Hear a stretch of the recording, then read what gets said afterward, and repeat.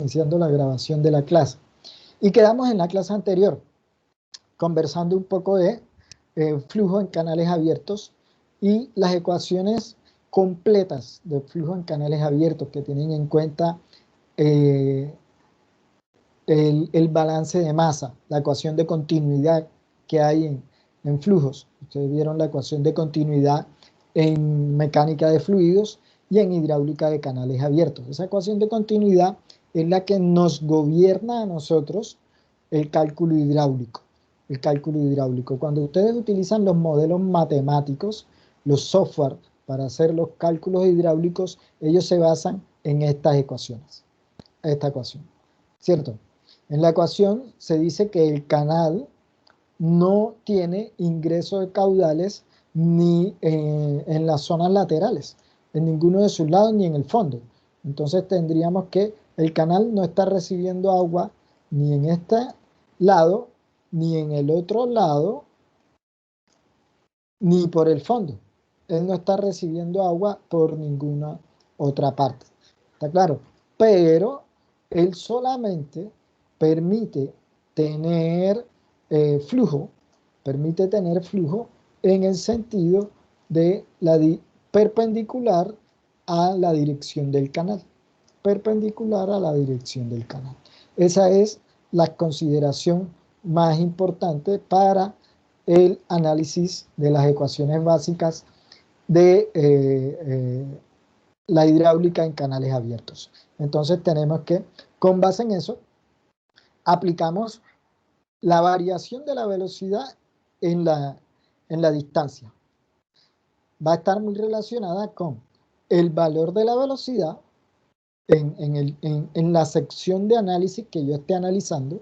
Ustedes ven que numéricamente, cada una de las secciones que tú estás, en que puedes dividir el canal, tú puedes dividir el canal en cada una de estas secciones. Aquí harías otra sección y al lado podrías hacer otra sección aquí al lado, ¿ya? Y aquí tendrías, en este pedazo que estamos analizando, aquí tendrías una sección muy similar a esta.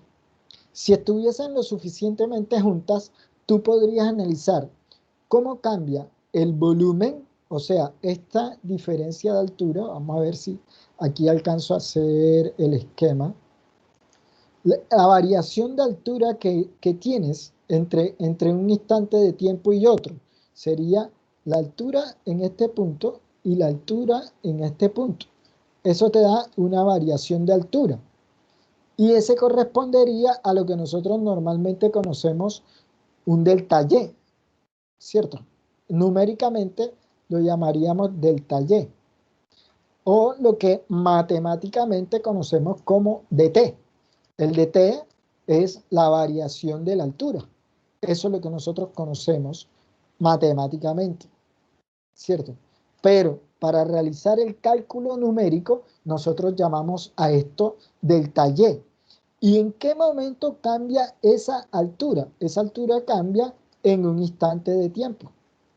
Y por eso, hace como 20 clases, yo les decía a ustedes que tenemos variación de la altura en el tiempo.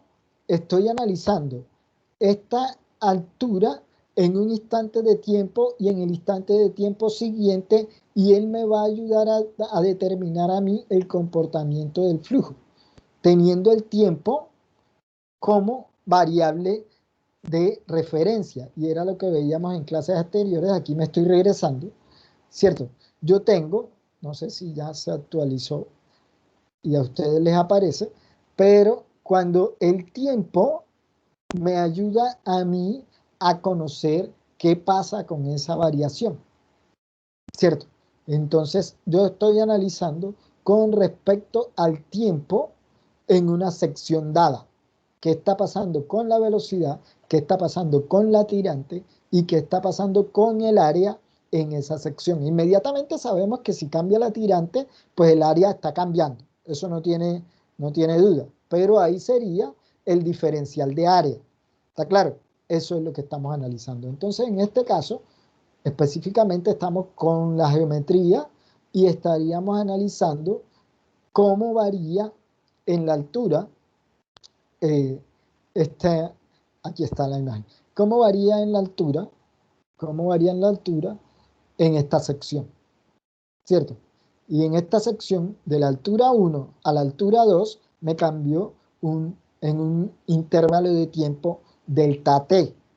Nosotros, en los análisis numéricos que realizamos en hidráulica, yo determino cuál es este intervalo de tiempo. Yo voy a determinar si en mi modelo matemático yo voy a utilizar un delta de tiempo de 20 segundos, 30 segundos, 40 segundos. Algunas veces hidráulicamente deja de ser preciso a medida que aumentas el tiempo, pero algunos modelos matemáticos, dependiendo de las velocidades del flujo, admiten hasta 60 segundos, o sea, un minuto de intervalo de tiempo, y te deja analizarlo con una relativa precisión. Eso a partir de la experiencia que yo he tenido con el uso de modelos hidráulicos.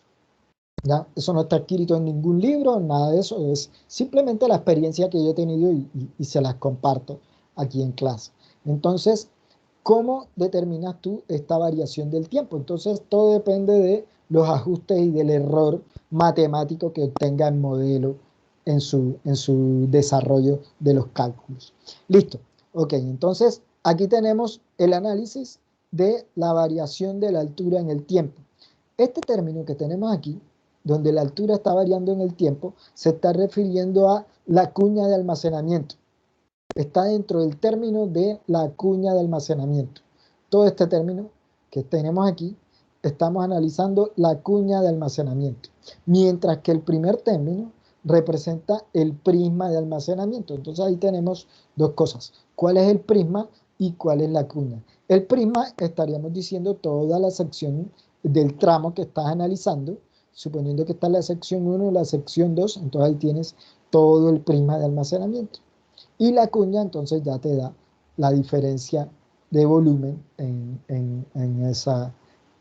el tramo que estamos analizando. Entonces con cada uno de ellos logramos sacar muchas características del análisis de estas ecuaciones. ¿Qué pasa y cómo varía el área, cómo varía la altura en el tiempo, el área en la distancia? Entonces para el área en la distancia lo que estaríamos analizando es este de X que tenemos aquí, que numéricamente pasa a ser un delta de X, ¿cierto? Un delta de X. Entonces tú estarías analizando qué pasa con la velocidad entre esta sección y esta, qué pasa con el área entre esta sección y esa. Además de eso, le estás analizando qué pasa con las alturas. Esta ecuación para flujos no permanentes nos permite realizar los cálculos más precisos. Teniendo en cuenta estas ecuaciones, esta ecuación, la que conversamos desde la clase anterior, y todas las que vimos en la determinación de la teoría de la capa límite, por ejemplo, todas estas que vimos en la teoría de la capa límite, ¿qué está sucediendo con el esfuerzo cortante que te transmite o que te está produciendo el flujo al estar en contacto con el fondo, teniendo en cuenta que este flujo tiene una velocidad determinada y te está produciendo una fuerza paralela al fondo? Está produciendo esta fuerza paralela al fondo, unos esfuerzos sobre la superficie que está en contacto con ella.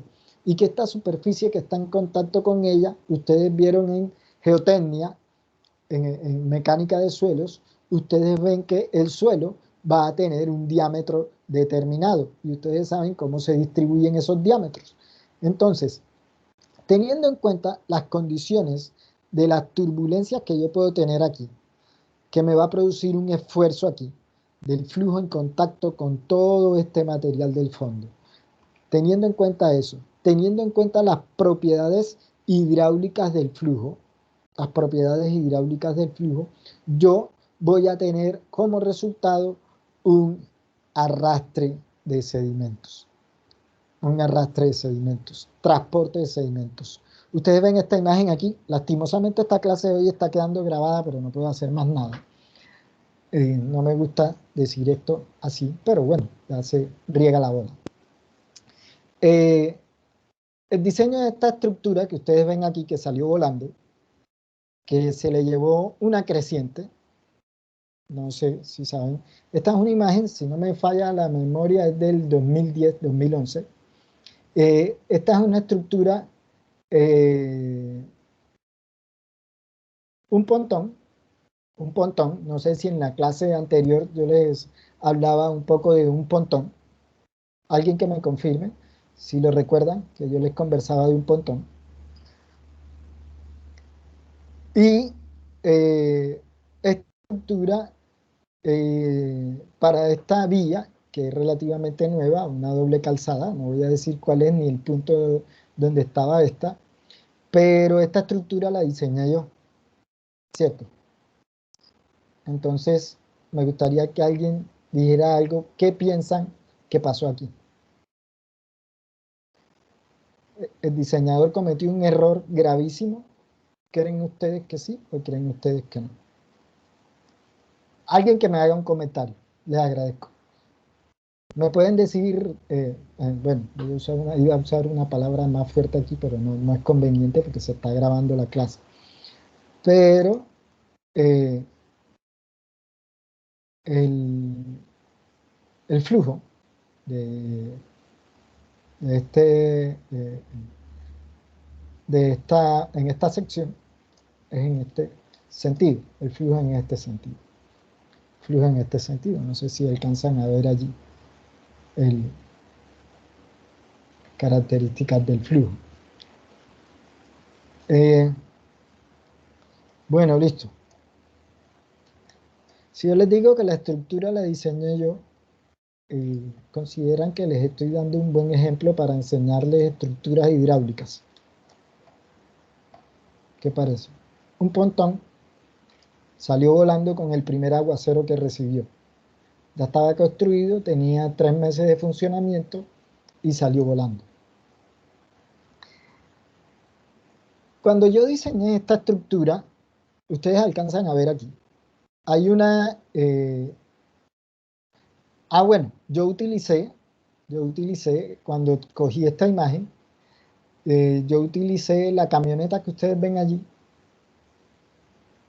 esta camioneta que ustedes ven allí, ¿cierto? Alguien que tenga camioneta que me diga cuánto mide una camioneta de esta. ¿Alguien sería capaz de decirme cuánto miden las camionetas hoy en día, los que tienen carro? Por favor, participen en clase, me siento hablando solo.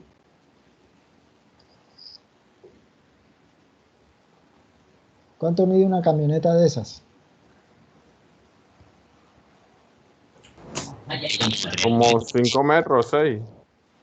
Sí, por ahí, 4 o 5 metros, ¿no? Sí. No, más de 4 metros. Las camionetas esas miden más de 4 metros. 6 con algo. 6 con algo. ¿Cierto? Una camioneta doble cabina con su platón atrás miden 6 metros con algo. Pongámosle que aquí en la imagen yo puedo sacar 7 metros. ¿Cierto? 7 metros. Yo hice la relación en mi nivel de ingeniería y logro observar que aproximadamente la estructura que está aquí diseñada tiene este ancho. ¿Cierto? Más o menos. Tiene ese ancho. Y con base en eso, yo se me da por defenderme un poco porque ya nos querían culpar a los diseñadores. Cuando yo estoy viendo esta noticia, salió en el Universal, yo vi la noticia a las 5:40 de la mañana, el día siguiente después de que sucedió esto. Salió esta imagen y a las 5:40 de la mañana yo leo, antes de irme a trabajar, yo estaba trabajando con la Universidad Nacional, entonces yo tenía una reunión a las 7 de la mañana en la Universidad Nacional y esto sucedió a los 2-3 meses de estar funcionando la estructura y yo las había diseñado aproximadamente como un año antes. Yo había diseñado esto aproximadamente como un año antes. Cuando yo veo la noticia, yo dije, ¿cómo va a ser? Me salió volando una estructura, jamás en la vida me había sucedido. yo le llamo salir volando a esto. O sea, el flujo venía y se llevó el Box-Culver, y es lo que yo digo, te lo puso de sombrero. Bueno, aquí puse el flujo al revés, realmente el flujo venía era en este sentido. Aquí puse el flujo al revés, es en este sentido. ¿Da? Dios, señor, me salió volando una estructura, no puede ser, me dañé la hoja de vida. ¿Cierto? Es como si te cayera el puente de Chirajara cuando te están haciendo propaganda que es el puente más grande del mundo y se te cayó. ¿Da? Oigan, entre otras cosas, ¿saben qué fue lo que pasó en el puente de Chirajara? Por ahí mi esposa me estuvo pasando el dato, mi esposa también es ingeniera civil. ¿Alguno que opine rápidamente qué pasó en el puente de Chirajara? Fue un problema en ¿Saben? las cimentaciones, creo. Problema en las cimentaciones, eso no fue lo último que me dijo mi esposa, que las investigaciones iban más a fondo. ¿Ya? Claro que esas no han sido publicadas así ni les han hecho tanta propaganda. Que habían tramos del refuerzo del puente que tenían el acero al revés. Y parece que la fuente de la información es seria. O sea, dicen, el refuerzo al revés es, te voy a decir lo siguiente, esta es la viga del puente, ¿cierto? Esta es la viga del puente. Si esta es la... Ah, esta me quedó, esto lo daño cada rato. Si esta es la viga del puente,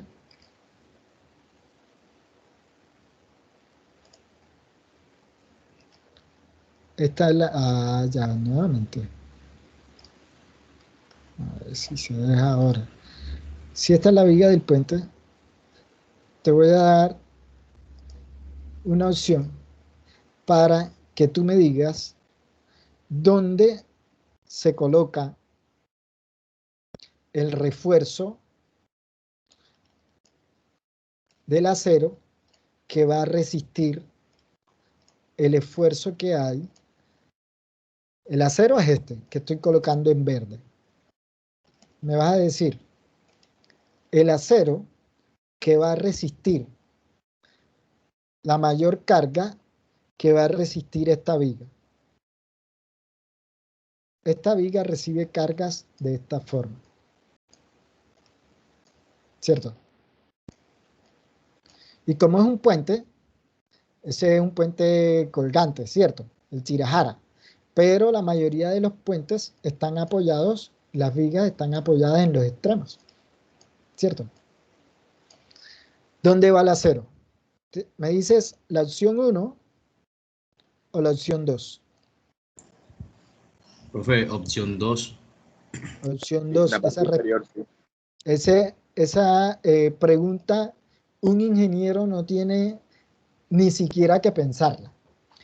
Y te digo que sucede que se acostumbran, o que puede pasar, que el espectacular ingeniero que no estaba revisando lo que los obreros hacían, o existe la posibilidad de que los planos tengan un error y el acero aparezca en la parte superior. ¿Está claro? El acero aparezca en la parte superior. En la parte superior va un acero que no es el acero que nosotros llamamos típicamente de refuerzo. Es simplemente el acero para de dilatación del concreto y el acero para permitirle la estabilidad del concreto. Es acero para dilatación y para darle estabilidad al concreto, pero no es un acero como tal de refuerzo. Entonces el acero de refuerzo realmente está 100% o como factor de seguridad se diseña que se encuentra en la parte inferior, completamente en la parte inferior, el acero de refuerzo está todo en la parte inferior, y el de la parte superior es lo que nosotros normalmente decimos aquí en la costa, ñapa, es adicional y te ayuda a tener una resistencia adicional, pero él se diseña con base en la cuantía mínima y con base en la dilatación del concreto. Cuantía mínima y dilatación, ¿cierto? Si conocen los términos. Entonces, el Chirajara, supuestamente, una de las noticias que vio mi esposa, yo todavía no la he visto, mi esposa me dice, Hugo, hay fuentes que parece la información válida y que las investigaciones van en que un tramo de la viga, si no era toda la estructura del puente completa en ciertas zonas de la plataforma, tenían el acero al revés. O sea que lo que iba en la parte inferior lo pusieron en la parte superior. Y eso, si realmente tú tienes un puente así, eso no lo resiste nadie, ¿cierto? Y la consecuencia fueron pérdidas de vidas, ¿cierto? Llegamos a perder vidas. Si tú coges este acero y lo mandas de abajo para arriba, la ingeniería civil, ¿dónde la estudiaste? No sé, ¿cierto? Eso tenemos que evitarlo completamente. Y el día que yo me entere que un estudiante que pasó por mis manos se le dio por revisar un plano y no se dio cuenta que el acero estaba al revés en el plano, porque el dibujante se puede equivocar. El dibujante se puede equivocar. Ese es el dibujante, el que dice, el que hace los planos. Pero el ingeniero no se puede equivocar. ¿Está claro? El ingeniero tiene que revisar y no se puede equivocar. Entonces, dice uno, ok, el diseñador estructural se defiende a capa y espada. Eso es lo que tú tienes como diseñador, ¿cierto? El constructor se va a defender, pero el diseñador también. En este caso, el constructor, cuando yo vi la noticia a las 5 y algo de la mañana, yo dije, ¿qué pasó aquí? Se me dañó uno de los diseños más bacanos que yo he hecho. Miré la estructura, aproveché la camioneta y la camioneta tienen máximo 7 metros, ¿cierto? Máximo. Tienen 6 con algo, 5 con algo, entre 5,50 y 6,20, 6,30 máximo, ¿cierto? Esa es la longitud de una camioneta. ¿Cuántas camionetas caben aquí en este ancho? ¿Cuánto creen ustedes que caben aquí? ¿O qué ancho máximo le pondrías tú a este pontón que está aquí? 2 camionetas. 2 camionetas, lo mismo pensé yo. Yo dije, 2 camionetas, eso me da 15 metros, máximo, ¿cierto? Ok. Da la gran casualidad, que por eso es que algunas veces, no sé si en los que les di hidrología, yo les decía a ustedes, sus amigos, los que hoy en día ven clase con ustedes, te conocen y tú tienes un nombre. Desde el pregrado, tú tienes un nombre. Y con los diseños que yo he hecho, tengo un nombre. Yo tengo que cuidar mi nombre. Mi amiga es especialista en vías y transporte y trabaja en este proyecto. No voy a decir nombres, nada de eso, por respeto. Ella trabaja en este proyecto, entonces yo a las 7 en punto de la mañana me comuniqué con ella y le dije, confírmame el punto. Ya yo lo había identificado aparentemente, pero yo dije, confírmame el punto donde falló la estructura hidráulica. Ella me dijo, Hugo, dame 5 minutos que está aquí esto revolucionado con esa estructura, entonces dame 5 minutos y te averiguo. Y yo le dije, dame la abscisa. ¿Por qué dame la abscisa? Porque yo la tengo en los planos. Yo diseñé la estructura. Yo tengo la abscisa. Entonces ella me dio la abscisa. Hugo, es abscisa número tal. Ok, cuando yo me encuentro con esa abscisa, veo que esta estructura, que tiene 15 metros, era una de las estructuras más grandes que yo había diseñado para este proyecto. Y en este proyecto, una estructura de 15 metros que yo había diseñado en otro de los tramos de la vía,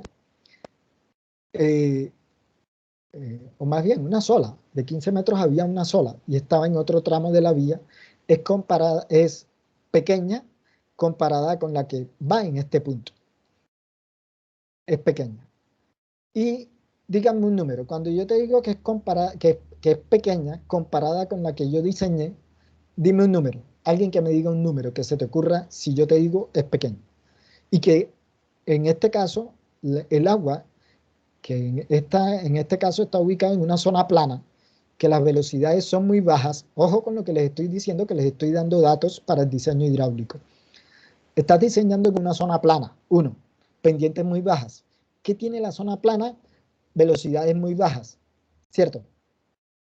¿Qué tiene la zona plana? Ante una creciente, la variación de nivel de la creciente que viene, la variación de nivel es rápida porque la onda del frente se desplaza muy. Vamos a regresar, ¿no? Yo creo que aquí en las clases anteriores, el frente de onda, no sé si ya les aparece, el frente de onda que se desplaza ante una creciente. ¿Sí lo están viendo? ¿Alguien que me confirme, por favor? Sí, profe. Ok, listo, muchas gracias. El frente de onda que se está desplazando, imagínense ustedes que esta es una creciente consecuencia de la precipitación. Entonces tú tienes una pendiente muy baja y este frente de onda se está desplazando, pero por tener una pendiente tan baja en el fondo, lo que sucede, y esto no está en los libros, y ajustense los cinturones de seguridad para este dato que les voy a decir, y este es un análisis consecuencia de el estudio matemático de las ecuaciones de Saint-Venant, ¿ya? Y consecuencia de analizar los modelos y analizar los cálculos hidráulicos que hay. ¿Qué hace la pendiente plana? La pendiente plana lo que hace es que el flujo tenga velocidades menores como tal, en general, en esta sección. Si el flujo tiene velocidades menores, él lo que está haciendo es que te está represando más agua, la que está llegando con la creciente. Cuando él te está represando más agua, tienes que en este delta T, la velocidad de la onda cinemática o de esta onda que se está presentando aquí se incremente en cada instante de tiempo. Eso es lo que está sucediendo. Se incremente. ¿Y qué pasa si esto se incrementa?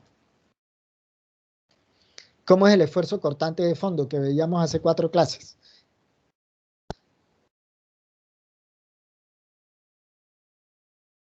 Se incrementa la altura, entonces la presión del fondo se incrementa y el cortante de fondo que veíamos hace algunas clases, este que está aquí, se incrementa. Ese que está ahí se incrementa. Ese esfuerzo cortante del fondo se incrementa. Y además de que se está incrementando este cortante de fondo, ¿por qué? Porque se está incrementando el radio hidráulico, ¿ya? La pendiente es constante. La gravedad es constante. La densidad del fluido se considera constante también, aunque puede variar, pero se considera constante. Entonces todo esto está constante, está incrementando el radio hidráulico, consecuencia del incremento de la altura de la lámina de agua, está incrementando el radio hidráulico, por lo tanto, ¿qué pasa con el esfuerzo cortante del fondo? Se incrementa, ¿cierto? Porque tienes una mayor tirante, esta tirante que está incrementándose aquí, ¿cierto? Y ese es el comportamiento hidráulico del flujo. Ojo que están aprendiendo hidráulica de alto nivel. Entonces tienes el comportamiento hidráulico del flujo. ¿Qué pasó con la pendiente baja? La pendiente baja tiene que, como el flujo se desplaza a menor velocidad, la creciente que viene por aquí, o sea, el caudal que está llegando, y cuando ustedes vieron hidrología conmigo, ustedes recuerdan que yo les dije cómo es el hidrograma de una tormenta. El hidrograma de una tormenta es este, ¿cierto? Y recuerdas que había un flujo base, y tenías un flujo base, y tenías un caudal pico o caudal máximo, ¿cierto? Entonces, si tú en algún momento de la lluvia, tú estás aquí, entonces tienes un caudal relativamente bajo, pero posteriormente vas a tener un caudal mucho más alto y que viene incrementando a medida que pasa un tiempo, y este tiempo que está pasando es el tiempo del T que estamos analizando. Es el tiempo del T que estamos analizando. ¿Sí lo ves? Entonces, en este intervalo de tiempo, tú vas a tener que el caudal aquí, que estaba ingresando, este caudal que está aquí, que está ingresando en un instante de tiempo, va a incrementar al instante de tiempo siguiente. Entonces, el caudal al instante de tiempo siguiente, entonces no va a ser ese, sino que va a ser uno más grande todavía. ¿Cierto? Entonces, ¿qué va a suceder? Que tenías esta eh, onda cinemática, pero al instante de tiempo siguiente vas a tener esta otra por el incremento de caudal. Además de eso, si estás trabajando en una pendiente plana, vas a tener una velocidad menor del flujo en cada intervalo de tiempo. En el intervalo de tiempo, el crecimiento de la velocidad, o sea, el delta de velocidad en cada instante de tiempo, esto no me deja, vamos a ver si, el delta de velocidad que estamos analizando en cada instante de tiempo, el delta de velocidad que estás analizando en cada instante de tiempo va a cambiar. ¿Por qué va a cambiar? Porque tú tienes una pendiente muy baja. Como tienes una pendiente muy baja, el flujo de entre el caudal 1 y el caudal 2, donde el caudal 1 era más bajo y el caudal 2 es más alto, se te va a producir una acumulación adicional de, si la pendiente tuviese la capacidad suficiente para transportar este caudal sin ningún problema, el flujo seguiría derecho y lo que se incrementaría en la tirante fuese lo que en cada intervalo se incrementara el caudal. Y asumimos, listo, la pendiente es suficiente para que el caudal que llega, caudal que sale con la misma velocidad, ¿cierto? Saldría con la misma velocidad el flujo, suponiendo que la pendiente lo da, pero no, es una pendiente plana. Lo que hace es que te acumula todas estas tirantes y eso era lo que los constructores no entendían porque ellos no vieron clase conmigo, ¿cierto? Mi amiga, como estudió conmigo en pregrado, yo le di alguna que otra clase de hidráulica, entonces ella sí me entendía y ella podía más o menos comprender el problema cuando yo se lo expliqué. Entonces, a fin, nadie me ha dicho una cifra del dimensionamiento de esta estructura que me dio a mí al final.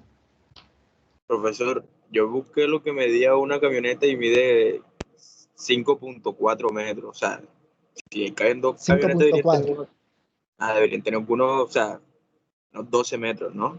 12 metros exacto. Así a ojo, yo dije, bueno, máximo tiene 15, ¿cierto?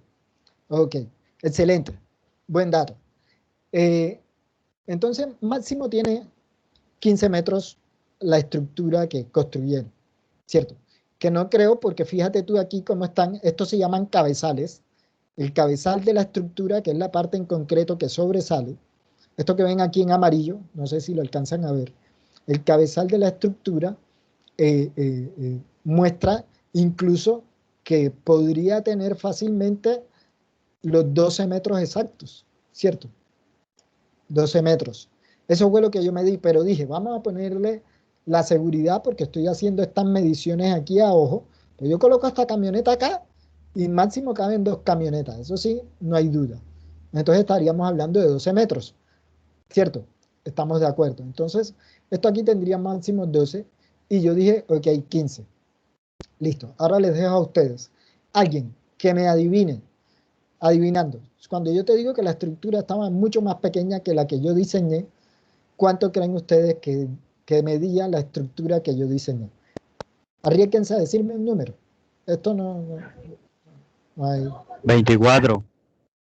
24, 21, más grande, 21 metros, digo yo. más grande, 30. más grande, 50, digo yo. más grande, ¡Hombre! 70. menos, un poco menos, ahí sí. 65. 65. 50. 65 fue el predimensionamiento que alcancé a hacer. 65, ahí le pegaste. Ese fue el predimensionamiento que alcancé a hacer, ¿cierto? Con base en el caudal, etcétera, y alcancé a predimensionar 65. Realizo el diseño definitivo y me da 60 metros, ¿cierto? Viendo que, conociendo a los constructores, estos que estaban aquí, yo les había hecho otro trabajo en otros proyectos y ya yo más o menos los conocía. Entonces yo dije, estos manes se ahorran plata en este tipo de estructuras. No sé cuántos de ustedes saben que a las estructuras en vías, las estructuras hidráulicas en vías le dicen obras de arte. Las estructuras hidráulicas en vías les llaman obras de arte. Entonces, si en algún momento en sus prácticas profesionales escuchan hablar de las obras de arte, se refieren a las estructuras de drenaje en vías. ¿Está claro? Entonces, ahí es donde me convierto en artista, y no sé si me están viendo, pero me gustaría, esta clase me gusta darla presencial, me emociono hablando de este tema, y es que las obras de arte, una de las características que tiene es que valen mucho, valen demasiado. Y los únicos que actualmente llaman a los diseñadores hidráulicos para hacer los primeros, porque saben que son muy costosos, son la mayoría, no todos, la mayoría de los proyectos viales. Casi todos los proyectos viales cumplen el que tiene experiencia, dice, llámenme al ingeniero hidráulico. ¿Ya? O preguntan de una vez, ¿quién me va a hacer los diseños hidráulicos? Eso lo están preguntando de una. Entonces, en las obras de arte entran los puentes, las cunetas, las alcantarillas, todas las estructuras de drenaje, ¿ya? Los box culverts, etc. Entonces, el diseño inicial, prediseño, me dio 65, que yo, si no fuese porque tenía la confianza con los constructores y los conocía, yo lo hubiese dejado de 65 metros con toda la justificación matemática y válida del caso. Como los conocía, yo dije, no, bien, 60 metros es suficiente y me da para que soporte caudales correspondientes a periodos de retorno de 100 años. Si recuerdan, nosotros vimos en hidrología el caudal para diferentes periodos de retorno. Y saben que el periodo de retorno es el inverso de la probabilidad, ¿cierto? El inverso de la probabilidad que una precipitación sea excedida o superada por este valor del periodo de retorno, teniendo en cuenta las precipitaciones máximas. Y lo que hacemos en hidrología, entonces, es, yo determiné los caudales para periodos de retorno de, ojo con este dato, esto también es hidráulica de alto nivel, para periodos de retorno de 50, 25 y 100 años, ¿cierto? Y analizo, que era lo que yo les decía en la estructura, el diseño de la estructura del vertedero, es que nosotros revisamos el comportamiento de la estructura con caudales inferiores y superiores al del diseño, ¿cierto? Aquí incluso 20, si no me falla la memoria, también utilicé 20. ¿Ya? Y el caudal de diseño principal de la estructura que yo utilicé fue el caudal de 25 años. ¿Está claro? Ese es el caudal que me domina mi diseño, porque es uno de los que estadísticamente más se puede presentar, 25 años. Y posteriormente revisé la estructura con el de 50 y con el de 100 años. ¿Ya? El de 50 y el de 100 años. También se me dio por revisar la estructura con el de 20 años para saber cómo se va a comportar mi estructura con caudales bajos. Cómo se comporta mi estructura con caudales bajos. En algún momento del diseño también incluso determiné qué sucedía con caudales de 5 años de periodo de retorno, que es un caudal supremamente bajo comparado con el de 25, que es el que me domina el diseño. El de 25, que me está dominando mi diseño, el caudal de 5, que es supremamente bajo, yo comparo. ¿Para qué uso yo el de 5? Este es otro dato que lo van a adquirir de la experiencia y este no lo encuentran en los libros. Yo determino el caudal de 5 años de periodo de retorno para saber cómo se comporta mi estructura con caudales completamente bajos, si es capaz la estructura de tener un esfuerzo cortante suficiente, el esfuerzo cortante de fondo suficiente para arrastrar unas partículas de diámetro típicas en la zona, ¿cierto? Si es capaz de arrastrar una arena, por ejemplo. Si ustedes ven todo esto turbio, ustedes lo alcanzan a ver, todo lo turbio de la imagen, ¿cierto? Es sedimento. Todo esto turbio que se ve aquí es sedimento, que la corriente está arrastrando. Entonces tenemos el esfuerzo cortante que me es capaz de producir cada uno de estos caudales. Y yo con el de 5 años, yo reviso qué, qué diámetro de partícula es capaz de arrastrar la estructura para este caudal de periodo de retorno. Cuando diseño estructuras urbanas me refiero a las cunetas en las vías urbanas, etcétera. Yo incluso reviso con periodos de retorno de 2 años.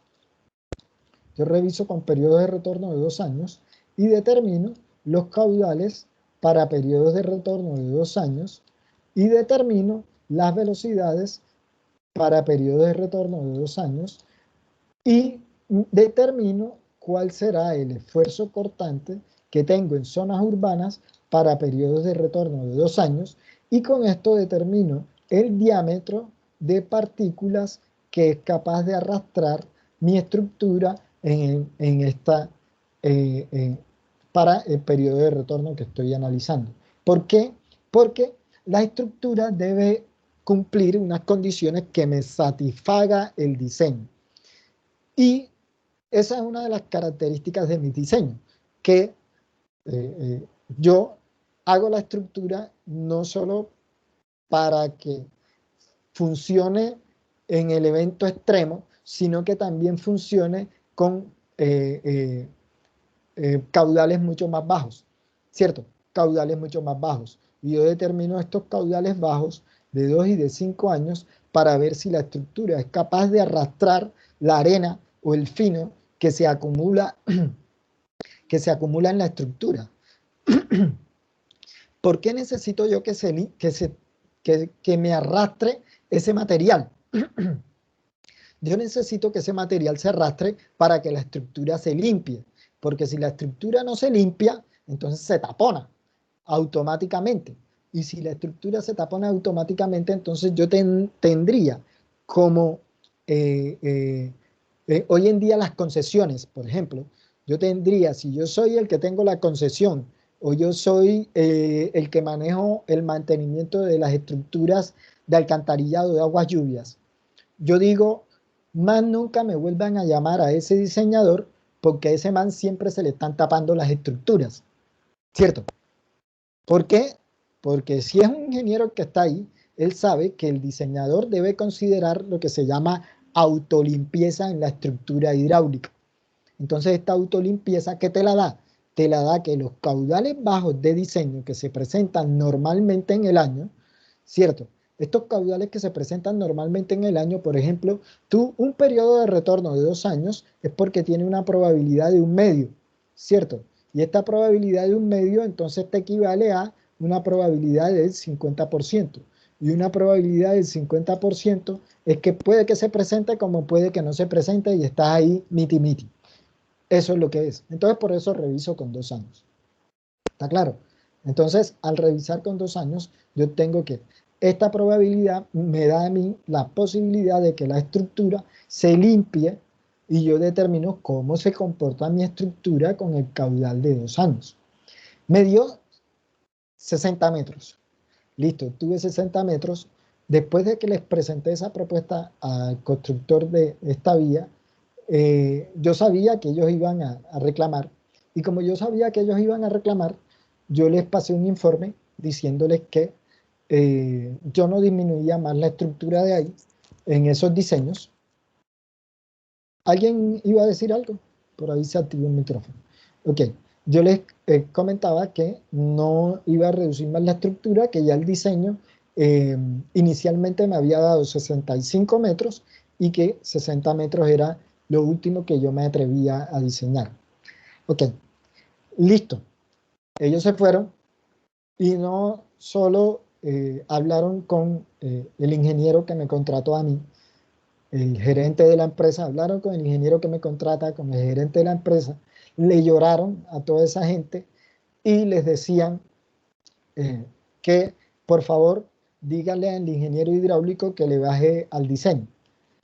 Entonces, listo, me fui a revisar el diseño de forma detallada, con todo el detalle del caso. ¿Saben cuánto fue lo mínimo que logré?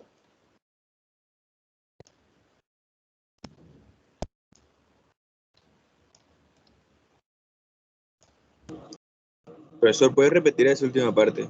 Por favor. Cuando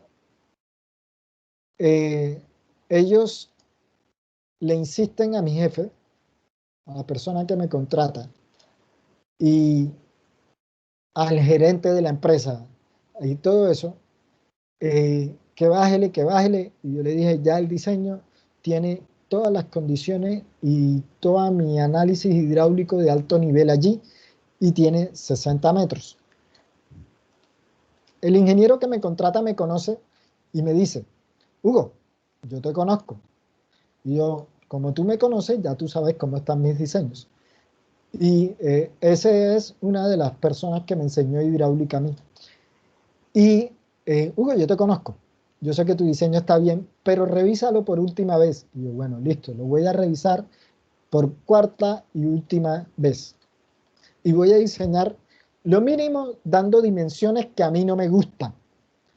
Dando dimensiones que a mí no me gustan es, por ejemplo, el proyecto que yo propuse tenía dimensiones de 54 metros de longitud. ¿Está claro? 54 metros de longitud. Siendo que cuando yo digo no me gusta es porque constructivamente una estructura de este estilo yo la diseño con 55 metros. ¿Cierto? Si recuerdan lo que yo les dije, que viene el constructor y pasea a Nuestra Señora Madre por toda la obra, ¿verdad?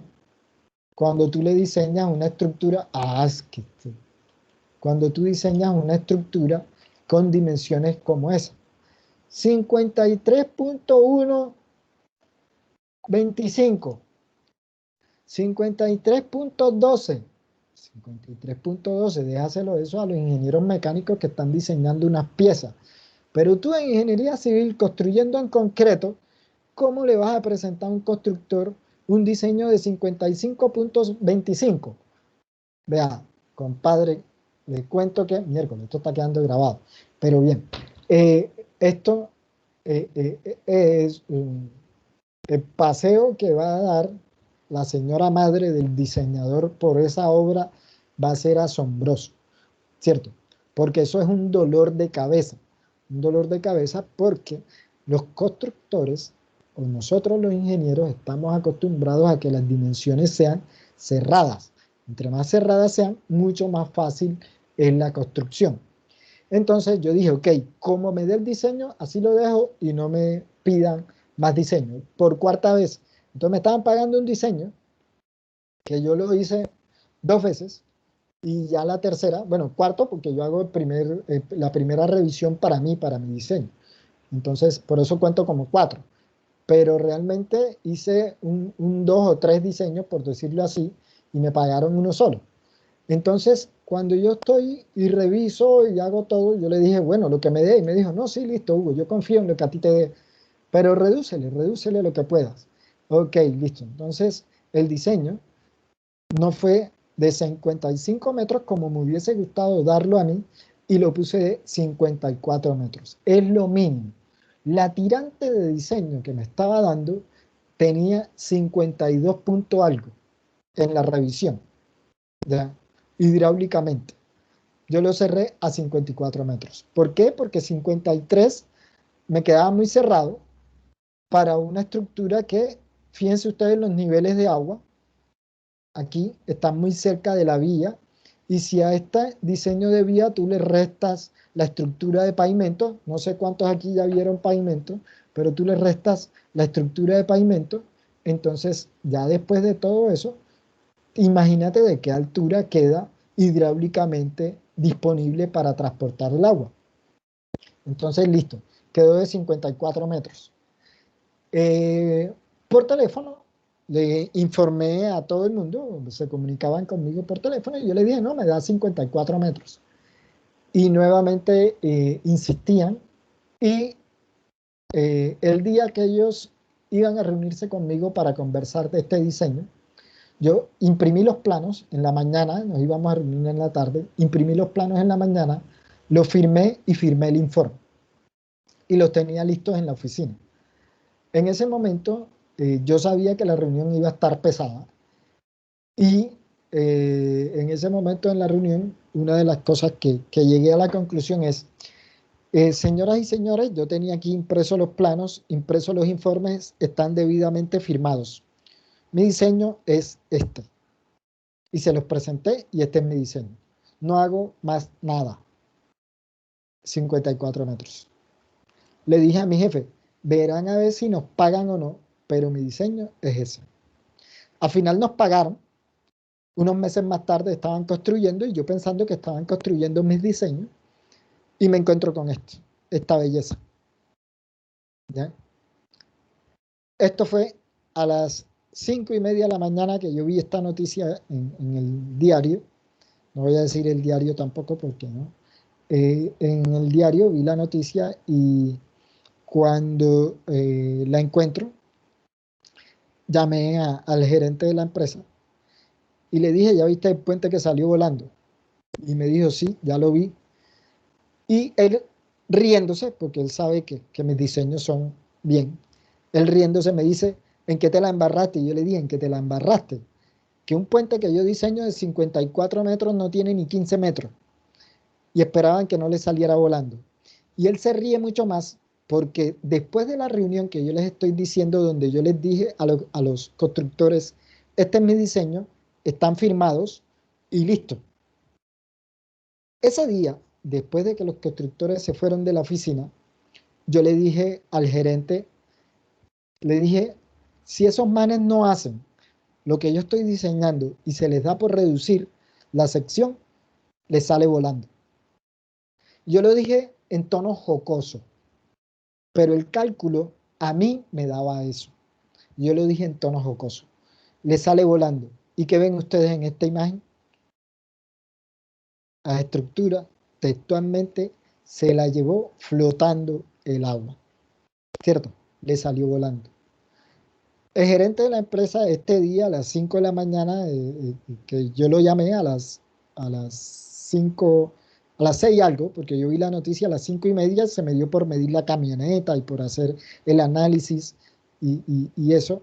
Y a las 6:30 que yo conversé con él, me dice él, riéndose, me dice, Hugo, es que precisamente de eso me acordé cuando me enteré el punto en que se voló la estructura, que tú tienes voz de santo, en el sentido de que yo les dije que la estructura les iba a salir volando y no era mi intención porque jamás en la vida quiero que uno de mis diseños salga volando, pero resulta que no tuvieron ni la delicadeza de colocarlo a 30 metros siquiera, ¿cierto? Lo llevaron a 12, 15 metros máximo, eso tiene 12 metros, si a lo mucho. Entonces, ¿qué sucedió? Le salió volando. Sucedió esto. Hidráulicamente sucedió eso. Lastimosamente no tengo un video, pero hidráulicamente lo que sucedió fue esto. Lo que estábamos conversando hace un momento. Es una zona completamente plana, ¿cierto?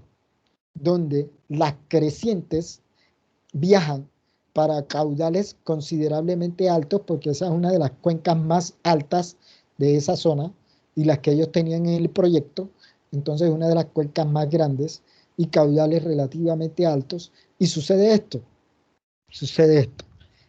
En el momento en que sucede este incremento de niveles aguas arriba, el esfuerzo es mucho mayor, el esfuerzo cortante de fondo. ¿Y qué pasa con un caudal cuando tú reduces el diámetro de la tubería? ¿Quién me dice? Alguien que me diga rápidamente. ¿Qué pasa? Tiene mayor cuando velocidad. tiene mayor velocidad. Excelente. Excelente, que robó el micrófono ahí rápidamente y fue el primero. ¿Quién me respondió? David Terán. David. Excelente, David. ¿Por qué?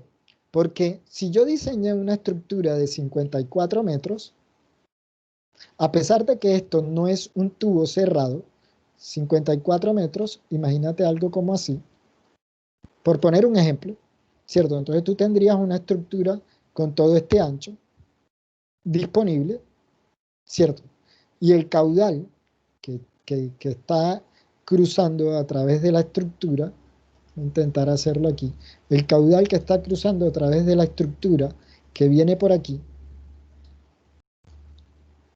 no recuerdo si es por aquí o si es por acá, pero supongamos que es por aquí, creo que es por acá de este lado, no recuerdo.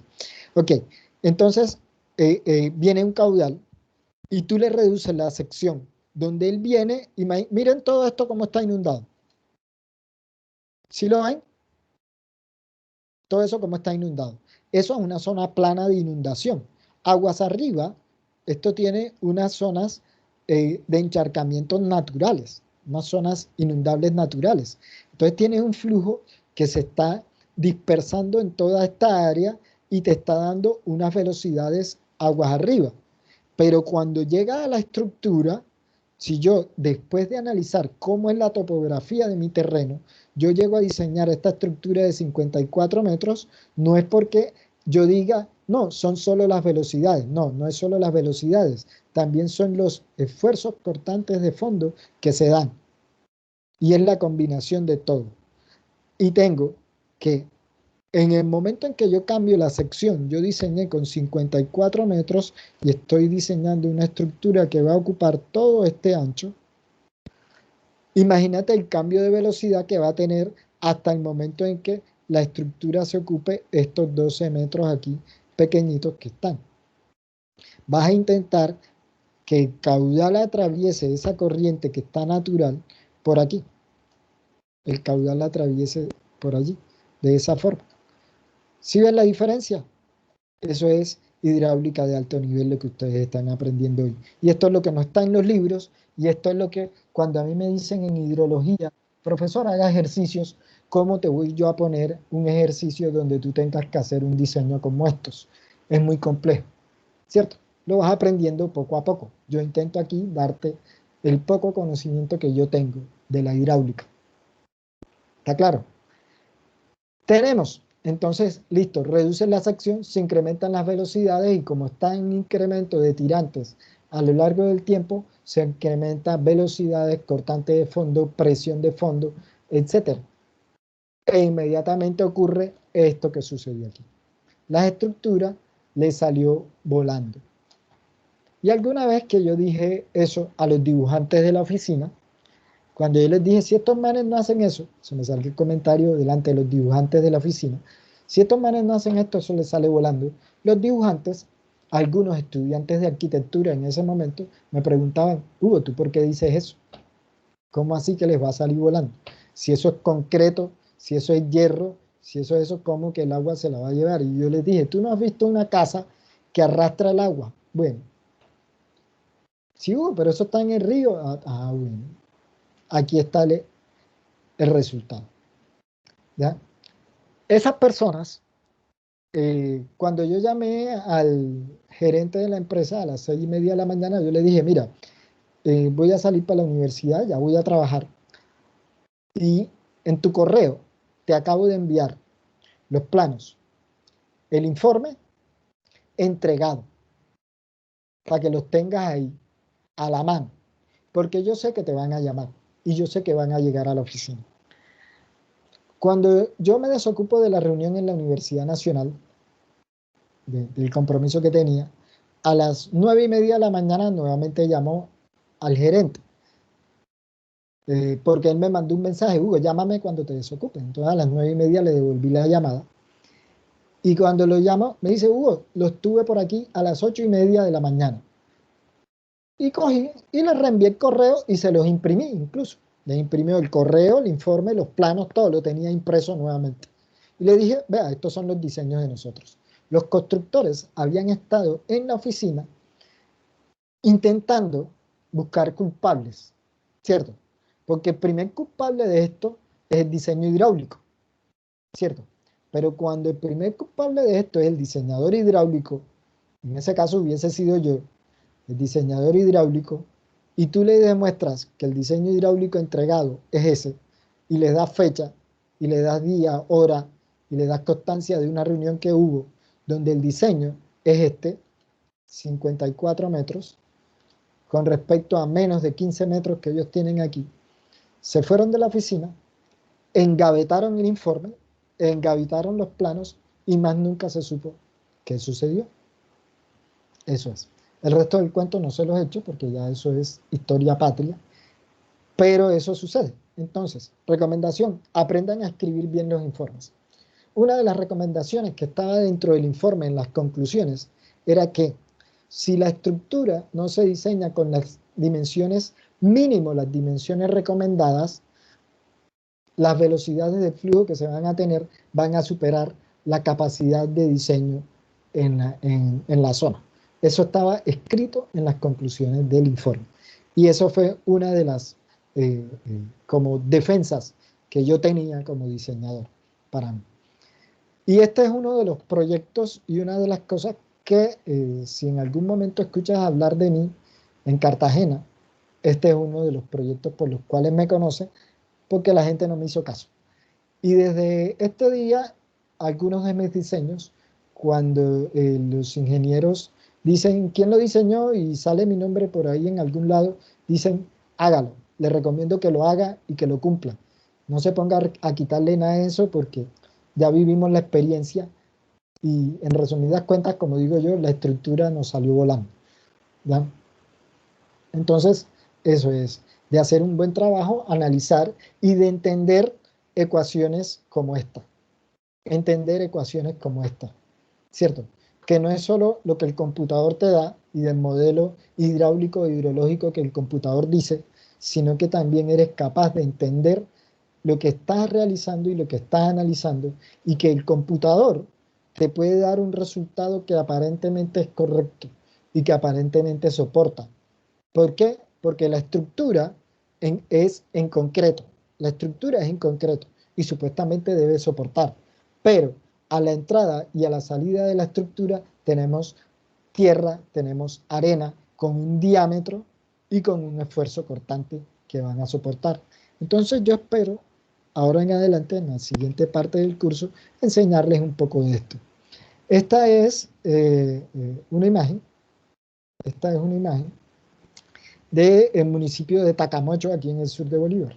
Aquí en Bolívar, bueno, sur de Bolívar no, aquí en Bolívar, a orillas del río Magdalena, zona Tacamocho. Entonces, transporte de sedimentos en ríos, son canales naturales que hidráulicamente son capaces de, aquí muestran que casi se lleva la iglesia del pueblo, si se le llevó toda la entrada, y alcanzó a caerse un colegio que no está aquí en la imagen, pero sí alcanzó a caerse un colegio en el municipio. Entonces todo eso fue capaz de hacer la estructura hidráulica. Entonces ver la importancia de este tipo de cosas. Este lo traigo simplemente como ejemplo. También lo tomé de una noticia. Aquí en esta zona de Bolívar no he hecho diseños, no he hecho nada, no he tenido la oportunidad de hacer diseños. Simplemente aquí en esta zona he tenido la oportunidad de hacer análisis de niveles en el río solamente, pero no he tenido la oportunidad de hacer diseños ni estudios más profundos, simplemente un análisis sencillo de niveles en el río y más nada. No he tenido la oportunidad de hacer ni de investigar más nada en esta zona. Entonces, simplemente traigo esta imagen para resaltar la importancia que tiene el analizar los esfuerzos cortantes que se producen en un flujo hidráulico, en un canal, y de saber que el esfuerzo cortante que se produce para caudales bajos, para caudales medios, para caudales máximos y los diferentes caudales de diseño que se seleccionen son capaces de arrastrar sedimento en la estructura. ¿Alguna pregunta hasta aquí? ¿Si tienen alguna pregunta? ¿Alguna curiosidad o algo así que les diga? Ok. Pueden activar el micrófono. No puedo ver el chat en este momento, pero pueden activar el micrófono y me dicen cualquier cosa. Ok. Entonces, vamos a hablar de transporte de sedimento. Fuente de sedimento transportado. ¿De dónde viene ese sedimento? El que está ya sobre la corriente, tú ves todo ese material que estaba, todo el color oscuro que estaba en la corriente, es un material que está siendo transportado de algún lado. Entonces tú tienes que ese es lo que nosotros normalmente llamamos sedimento fino y se mueve en suspensión. ese sedimento fino que se mueve en suspensión puede ser que se mueve en un periodo de tiempo consecuencia de las velocidades y de la fuerza que es capaz de producir esa velocidad y es capaz de mover ese sedimento. Pero si el sedimento o el flujo disminuye la velocidad, entonces ya el sedimento se va al fondo. Ya el sedimento se va al fondo.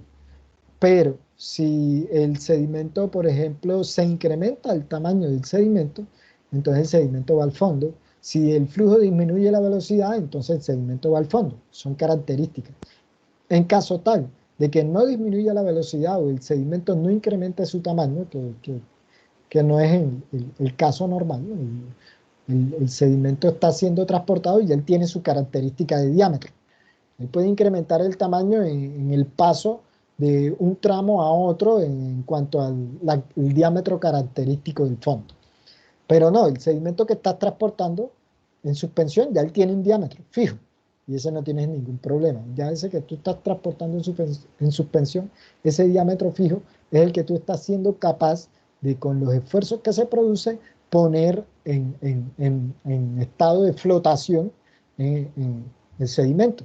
Y eso es algo muy similar a lo que ustedes veían en mecánica de fluidos, que es la flotabilidad de un cuerpo. Mecánica de fluidos, veían flotabilidad de un cuerpo, pero que recuerden un poco de eso. Entonces, listo. Hay otro que le dice carga de sedimento fino, esto normalmente está en suspensión, carga de material del lecho. El lecho normalmente se le dice al fondo, a las paredes de fondo, a la superficie del fondo del canal. Y dependiendo de la velocidad de flujo y del tamaño del sedimento, puede mover como carga de fondo o carga suspendida. En algún momento cuando les hablaba del esfuerzo cortante que se da en el fondo, aquí me estoy regresando, el cortante de fondo y la teoría de la capa límite, eso va a estar muy relacionado con el diámetro del sedimento del fondo. Si eres capaz de transportar este diámetro que está en el fondo, es lo que se llama carga de fondo, carga de lecho. Carga de fondo, carga de lecho. ¿Cierto? Este es carga material del lecho. Este es el que está en la superficie del fondo y es el que se arrastra con movimiento que va rodando en el fondo. No se levanta como tal, no se desprende del fondo, sino que va rodando a través del fondo. Carga del lecho de fondo determina la erosión morfológica y los aspectos de sedimentación. Estos son esos sedimentos que son de un tamaño un poco más grandes que las crecientes normales no las mueven, pero en el momento que se da una creciente máxima es capaz de moverla, ¿ya? Es capaz de moverla y también se va rodando por el fondo, pero se da en casos de caudales extremos, caudales máximos, ¿está claro? En algunos casos el sedimento suspendido se vuelve importante en embalses y en la toma de los canales. Este es importante para tenerlo en cuenta en los diseños. Por ejemplo, en embalses, si tú tienes mucho sedimento suspendido, en embalse se reduce tanto la velocidad que el sedimento se va al fondo. Y el embalse, una de las cosas que tiene el embalse es el volumen de almacenamiento del embalse. Y si ese volumen está siendo ocupado por material de fondo, o material que se está sedimentando, ese material te está ocupando un volumen. Entonces el embalse pierde su capacidad en volumen. ¿Está claro? Entonces por eso se vuelve importante. Y en la toma de los canales, normalmente es lo que nosotros decimos la toma para agua potable, para acueductos, etcétera, ¿cierto? Entonces, si tú tienes una zona que se sedimenta mucho, pues tu captación, tu estructura de captación, pues va a estar obstruida por la cantidad de sedimento que tienes en el fondo. Esas son las características. Entonces, algunas de las variables que hemos estado conversando aquí.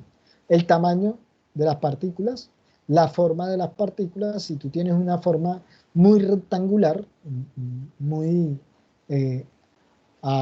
amorfa, que sea difícil ponerla en movimiento, o si tienes una forma muy redondeada, entonces esa será mucho más fácil ponerla en movimiento, por decirlo así. Si tú tienes, por ejemplo, lo que le llaman canto rodado, ¿cierto? Ustedes lo saben más que yo, en suelo, en geotecnia lo vieron. Lo que nosotros normalmente llamamos piedra china. Ustedes conocen esas piedras que algunas veces son muy planas. Entonces, si tú tienes una forma muy plana, ubicada en el fondo del río, en el lecho del río, pues el agua eh, va a estar teniendo una velocidad por encima de esa muy plana y va a ser muy difícil moverla. Pero si tú tienes una figura muy amorfa, ¿cierto? Muy amorfa, entonces esa figura o esa forma va a permitir que haya un esfuerzo mayor sobre las caras y las ponga en movimiento. Característica, densidad del sólido. La densidad del sólido. Normalmente 2.650 kilogramos metro cúbico es una de las densidades medias del sólido que se toma. ¿Alguien por allí se le activó el micrófono? Le agradezco.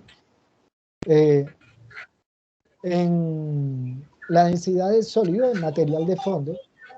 ¿Hay un micrófono por ahí activo, por favor?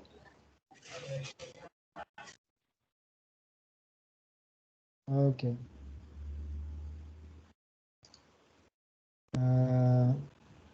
Listo. Estaba por ahí, se escuchaba un sonido. Ok. Entonces, esa es la densidad del sólido. Uno de los valores que uno selecciona típicamente para el diseño es 2.650 kilogramos metro cúbico. ¿Cuántos aquí recuerdan la densidad del concreto? Alguien que me active el micrófono y me la diga. Profe, 2.4 toneladas por metro cúbico. Excelente. 2.400 kilogramos por metro cúbico. ¿Cierto? Esa es. Entonces, normalmente el material del río, la roca del río, normalmente tiene esta densidad. Hay un material con una densidad un poco menores, el material calcáreo, por ejemplo, tiene densidades un poco menores, pero cada uno de ellos tiene sus características y ese te lo da el estudio de suelos. Tenemos que la velocidad de asentamiento. Esta velocidad de asentamiento es la velocidad con la cual cae el material que viene siendo transportado. Por ejemplo, yo tengo el fondo del lecho del río, ¿cierto? Es este, fondo del lecho del río. Tengo la superficie del flujo, la superficie del flujo, y tengo un material que está siendo transportado, esto me gusta hacerlo en el tablero muchas veces, un material que está siendo transportado por las velocidades del flujo. Material que está siendo transportado por las velocidades del flujo. Entonces yo tengo un flujo que viene con esta velocidad y el material que está siendo transportado. Resulta que este material, en el momento que la velocidad del flujo no sea capaz de mantener este sedimento en flotación, este va a tener una velocidad de caída o velocidad de asentamiento y la vamos a llamar W sub S. Esa velocidad la tenemos que estimar para tener un valor de referencia. W sub S, velocidad de asentamiento. La densidad del cuerpo y la porosidad del material es otra de las características que tenemos en cuenta para el diseño en estructuras hidráulicas de este material de fondo, la revisión del material de fondo más bien. Concentración de sedimentos, entonces tenemos cuántas partes por millón está transportando el sedimento, entonces normalmente un flujo que me esté transportando sedimento no transporta una sola partícula, transporta un montón y transporta este montón de partes por millón o miligramos por litro, dependiendo las unidades como lo quieras especificar. Eso se le llama concentración de material. Concentración de material. Esa es C, esta C que tenemos aquí. Esas son las características. Entonces, propiedades de los sedimentos. Hablábamos de tamaño, forma, densidad, velocidad. Se considera una de las propiedades físicas del sedimento. La porosidad, la concentración de los sedimentos y tenemos que la suma de todas estas características me van a permitir a mí saber cómo interactúa este sedimento con las características del flujo. Tengo que algunas propiedades que, a diferencia de la geotecnia de suelos, para el diseño hidráulico en estructuras hidráulicas, el diámetro tiene una clasificación un poquito diferente que el que se utiliza en geotecnia, ¿ya? Tenemos que las arcillas están entre 0.5 y 5 micrómetros, ¿cierto? Los limos entre 5 y 60, y tenemos que la arena entre 0.06 milímetros y 2 milímetros. Entonces, la diferencia radica principalmente en las gravas. Las gravas, para el efecto del análisis en transporte de sedimentos, van desde 2 milímetros hasta 60 milímetros, ¿cierto? Ya nosotros en geotecnia, en concreto y en otro tipo de estudios de ingeniería, pues ya analizamos tamaños más grandes. Pero normalmente se considera que en el transporte de sedimentos, el que el flujo logre transportar diámetros mayores a 6 milímetros, pues ya eso es gravas. O sea, ya mayores de 2 milímetros incluso ya eso se considera gravas en el transporte de sedimentos. ¿Está claro? Ya se considera clasificado como grava.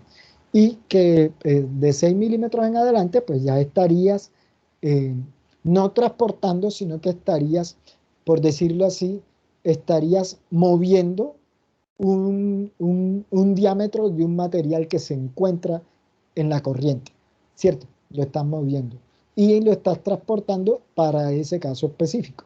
El resto de los análisis, el resto de los diámetros corresponden a decir que el transporte de sedimentos típico que se da en la corriente.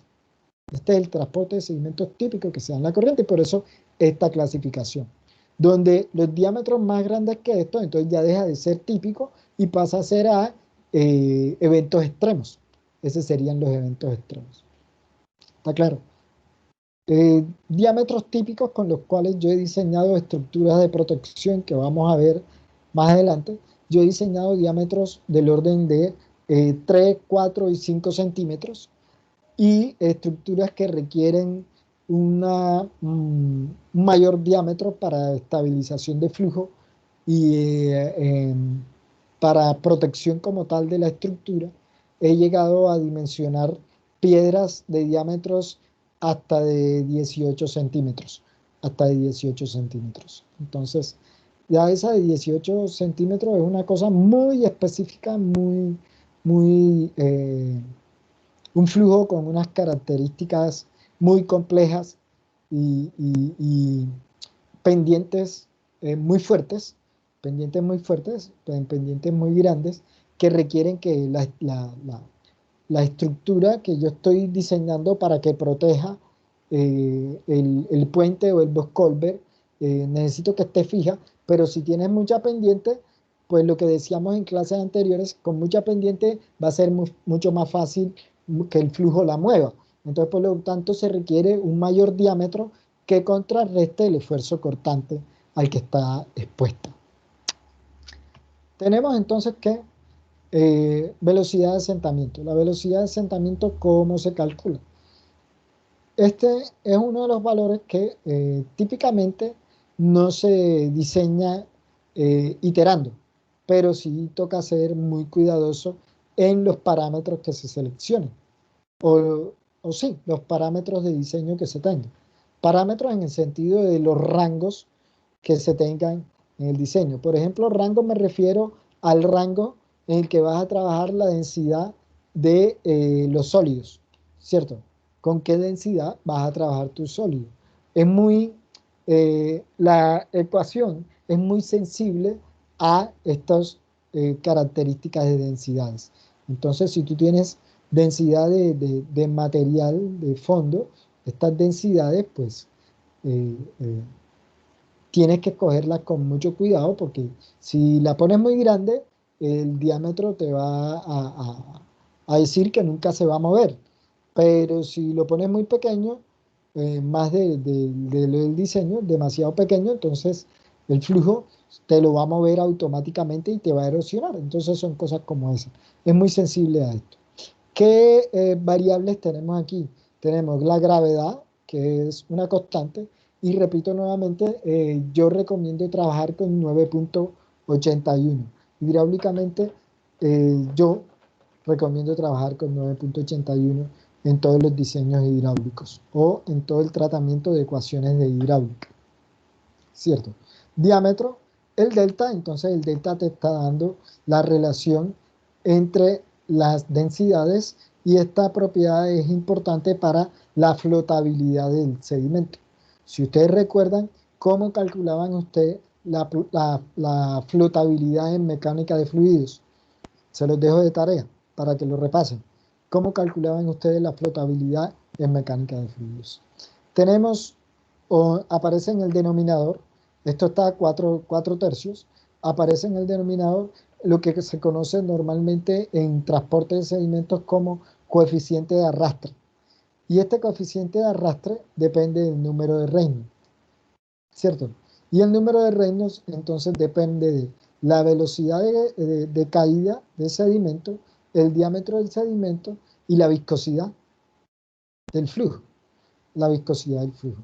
Entonces, ¿qué tenemos? Determinamos una velocidad de caída para el diámetro de sedimento que estoy calculando y la viscosidad del flujo que estoy analizando. Entonces, para sedimentos muy finos, y aquí es donde está el criterio para seleccionar o para hacer un diseño aceptable. Es, si el Reynolds es menor de 1, estamos enfrente de un tipo de flujo. ¿Quién me responde si el Reynolds es menor de 1? Ojo que no es el Fruit, este es el Reynolds.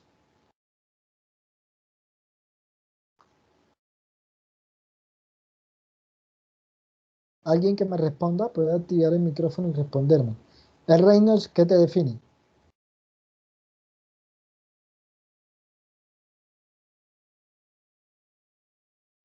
Nadie.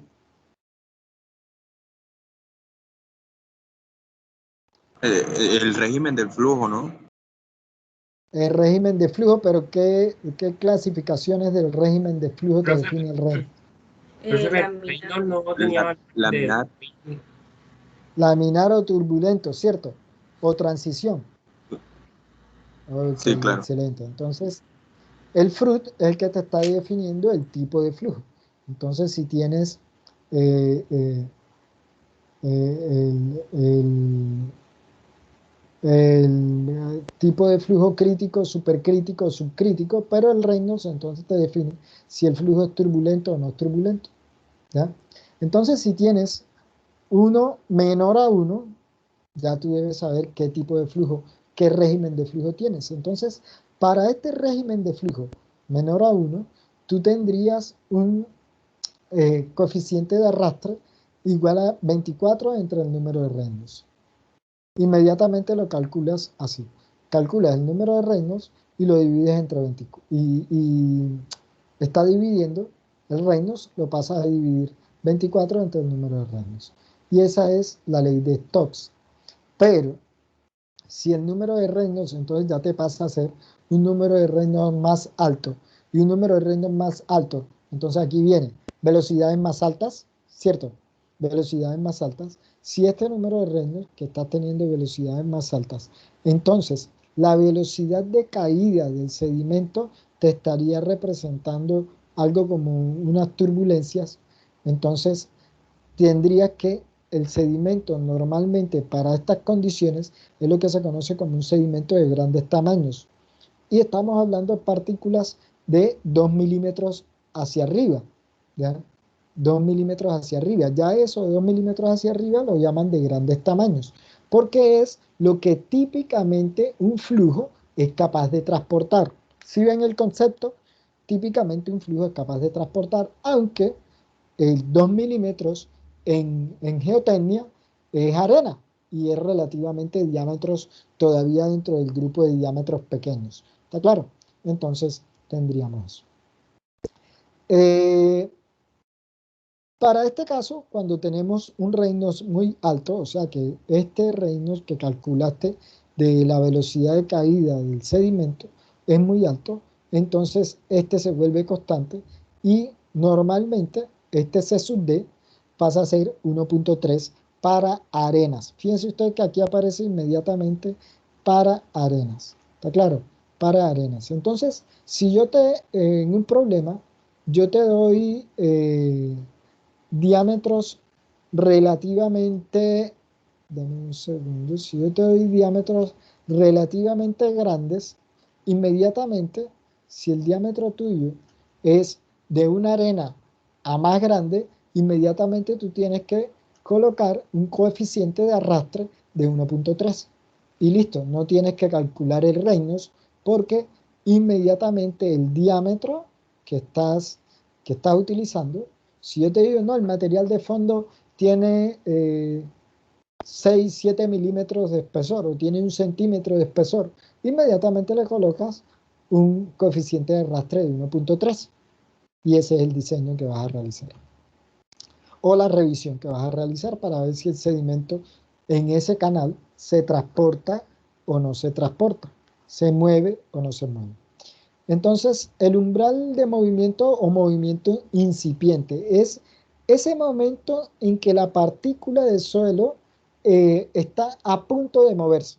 Tú dices, incrementa la velocidad en 0.0001 más e inmediatamente se mueve. ¿Ya? Eso es. Cambian las propiedades del flujo en 0.001 y ¡plan! Se mueve. Entonces, ese es lo que se conoce como movimiento umbral de movimiento o movimiento incipiente. Umbral, ¿por qué? Porque ese sería el esfuerzo cortante máximo que es capaz de soportar el sedimento que en ese momento tiene el canal que tú estás diseñando, que estás revisando. ¿Ya? Entonces tienes que el esfuerzo cortante máximo, ¿ya? Esfuerzo cortante crítico que es capaz de soportar. Y este se calcula con lo que se conoce en transporte de sedimentos como el criterio de Shields. El criterio de Shields entonces te dice que el esfuerzo cortante es igual a una constante C, a la diferencia de densidades nuevamente entre el sólido y el flujo, la gravedad que es constante y el diámetro de la partícula que estás analizando. Entonces, por ejemplo, yo te digo que la partícula promedio en el canal tiene 8 milímetros, ¿cierto? No tiene 1 centímetro, pero tiene 8 milímetros, entonces se considera grueso. Si nos regresamos a la diapositiva anterior, inmediatamente con esos 8 milímetros, material grueso, yo tendría que mi C sub D es 1.3 y no tengo que calcular este número de Reynolds aquí, que está por aquí, para poder calcular el C sub D, que normalmente lo calcularía para sedimentos más finos.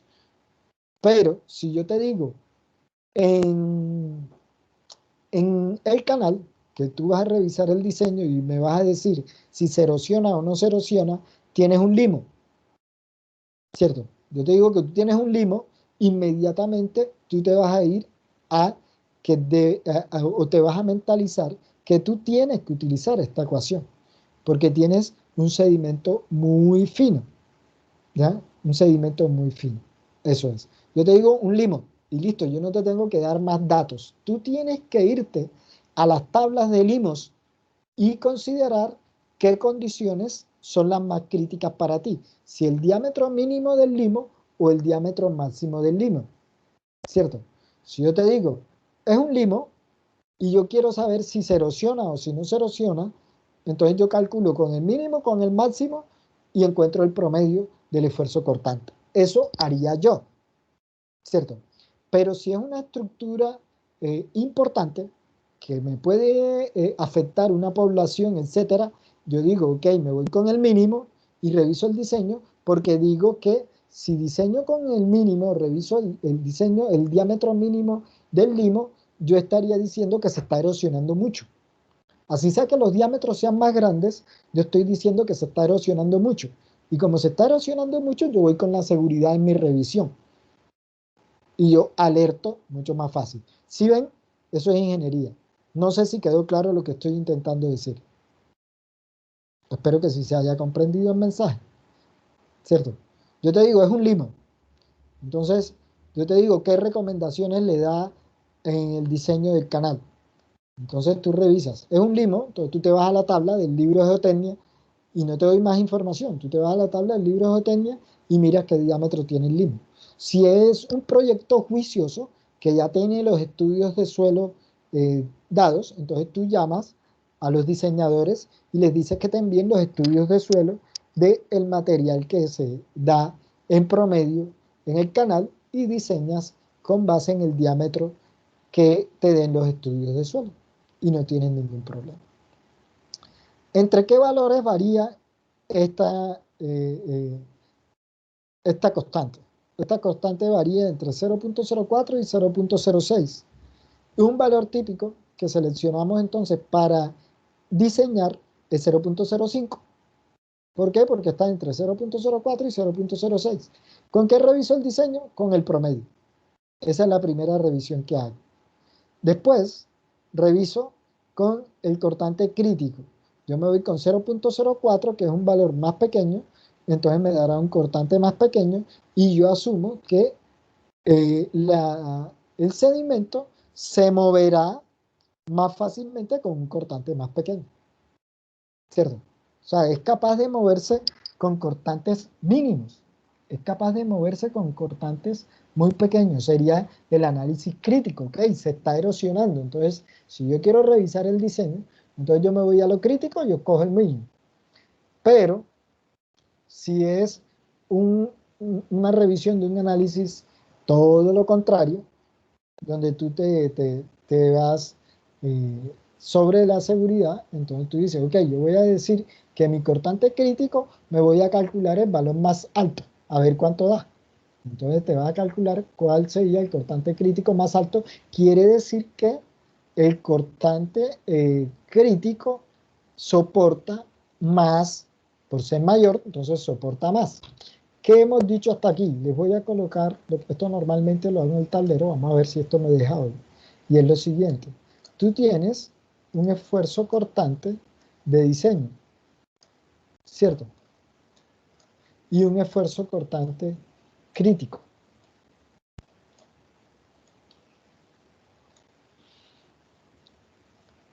El cortante de diseño debería ser mayor o menor que el crítico.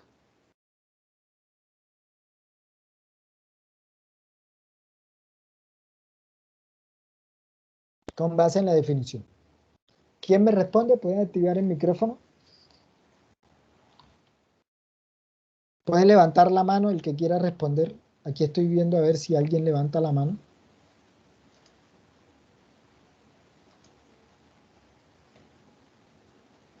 Nadie levanta la mano. A la 1, a las 2, a las 3. Profe, ¿podría repetir un momentico la pregunta? Que no escuché. ¿Lo de qué? O sea, ¿podría repetir lo que dijo ahorita que es que no escuché? Ok, listo. Estaba diciendo que, ¿cuál es mayor? ¿Cuál es mayor? ¿Cuál debería ser? ¿El cortante de diseño o el cortante crítico? Este es el que tú seleccionas como diseño. Profe, no debería ser el de diseño. Mayor. Sí, no sé, digo yo acá. En análisis de estructura, por eso es que están asignaturas para ingenieros civiles. En análisis de estructura, estructuras no hidráulicas, sino estructura resistencia a materiales, por decirlo así.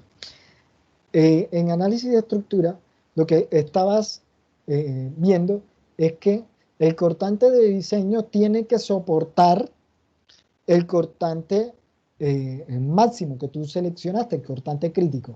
Aquí, en estructuras hidráulicas, el cortante de diseño tuyo tiene que ser menor al crítico. ¿Por qué tiene que ser menor al crítico? Porque el cortante que tú selecciones para diseñar tiene que ser menor al crítico, porque cuando en el canal se dé el cortante de diseño, no se debe erosionar. ¿Sí me hago entender? Ahora sí lo ves. ¿Por qué? Porque resulta que si en la estructura se presenta el cortante de crítico o el umbral de movimiento, el cortante que te representa el umbral de movimiento, en el momento que se presente ese cortante, pues se va a erosionar. Entonces tú vas a diseñar con un cortante que no se erosione, diferente al análisis de estructuras. En análisis de Ah, ok, estructuras, sí. tú diseñas con una viga, Uno más una arriba columna para que soporte ese esfuerzo. para también desde la seguridad, para tener un rango mayor de seguridad. Exactamente. Entonces aquí hacemos al revés. Aquí digo, ok, si el umbral de movimiento me da, por decirte, 1, te da 1. El cortante te da 1. El cortante crítico te da 1. Entonces tú diseñas este con 0.8. El de diseño tuyo, el material tiene que soportar, el de diseño tiene que estar en 0.8. Porque el crítico es 1. ¿Sí me hago entender? Entonces, el de diseño, tú dices, el caudal de diseño que va a pasar por el canal me va a producir un esfuerzo cortante de 0.8. ¿Ya? Ese es el caudal, ese va a ser mi cortante de diseño. ¿Por qué? Porque el crítico del material es 1. ¿Sí la vemos? El crítico del material es 1. El crítico del material que yo estoy es 1. ¿Por qué? Porque el caudal de diseño me da 0.8. Entonces lo va a soportar. ¿Por qué? Porque no se está presentando el esfuerzo de 1 todavía. No se está presentando. Entonces, listo, muchachos. Les dejo para que ustedes analicen esta ecuación y la que sigue debajo y continuamos el viernes por aquí. Digitan la P de presente, todos los que están aquí presentes. Si tienen alguna pregunta, alguna duda, pueden hacerla ahora.